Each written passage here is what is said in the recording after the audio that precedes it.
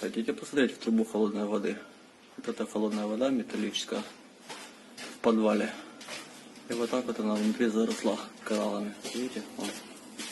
И эта труба простояла буквально лет где-то 5-6. Мы меняли этот участок трубы. Вот он. Вон сварочный шов. То есть он достаточно свежий. И вот это за 5-6 лет вот так труба внутри заросла кораллами. А труба, которая там 10-15 лет стоит, она заросшая почти полностью. Внутри там еле-еле есть проход. Вот так вот. Вот такую водичку мы пьем в водоснабжении.